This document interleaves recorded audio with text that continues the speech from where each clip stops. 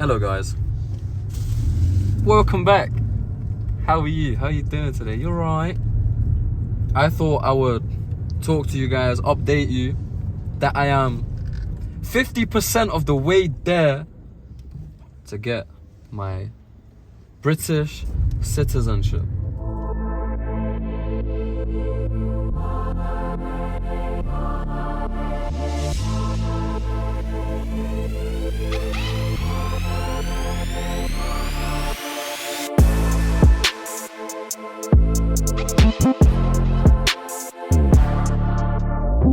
What better way to celebrate than to go to the fish shop?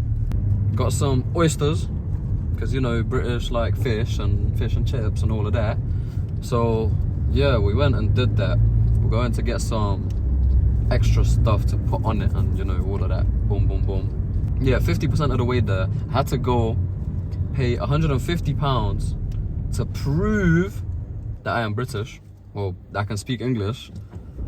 And that will then prove that I am eligible to be British. £150 for a 10-minute conversation that I didn't even actually spend 10 minutes on. The guy just said, yeah, whatever. I got the results this morning. I got AA distinction, so that's like the maximum grade. Come on, guys. Like, we could have done that from home. Like, you could have just Skype called me or WhatsApp called me, you know? It would have been like, yeah, this guy speaks English. Yeah, whatever. Give him the passport. But instead, you know, money grab UK. It makes sense, you know. It's a good business. It's lots of money. There was a lot of people in there, you know. Next, I need to redo that test that I failed because I didn't prepare. But, you know, I was 1 mark off. So, technically, I could have randomly got lucky and I could have passed without actually, like, you know, revising and trying and stuff. But in my case, it didn't go that way. That's what I was expecting. That's what I was hoping for, you know, just to be lucky, get some nice questions that I know about. But it's fine because good things in life, you need to actually work for it. And it doesn't just come easy. So now I'm going over all the questions. I'm making sure that next time is 100% pass, guaranteed. Moral of the story, don't just think you're the shit without doing your research. Sometimes, you know what, sometimes take risks because I could have passed, you know, and that would have been quick, speedy, boom, done, on to the next. Sometimes you have to be prepared to, you know what, I'm going to take this risk, but it might not go my way. Which is what I was thinking, you know. I was like, when I started seeing the questions, I was like, yeah, mad. But yeah, like, I had a feeling that maybe I'll get done dirty by the Matrix. You know, it always happens. They'll just know, and they'll put some mad questions in there just to catch you out.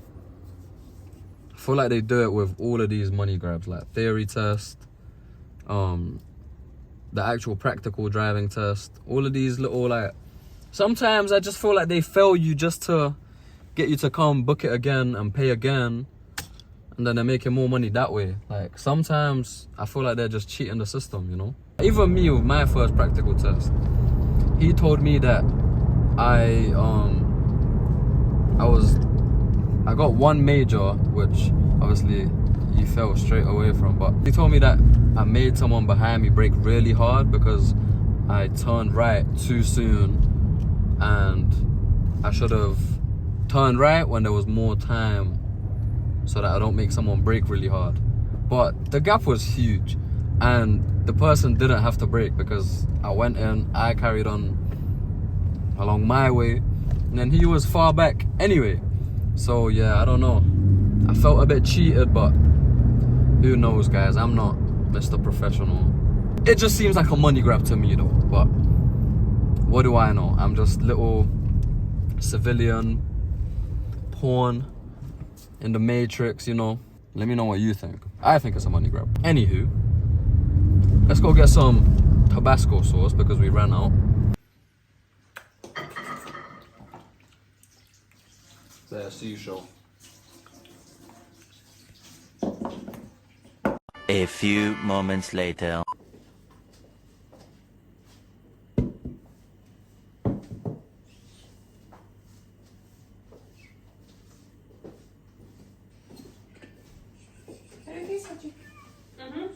Yeah, also it is. Are you ready? I'll make one for you, alright? There you go, mate. So what you do, go like that, and then just and chew. Like that. It'll slide on. What, I eat this? No, the bit inside, do it like a shot, and then just chew. How is it? I bet it's the vinegar that's too much. I said that. I said it's too flipping much.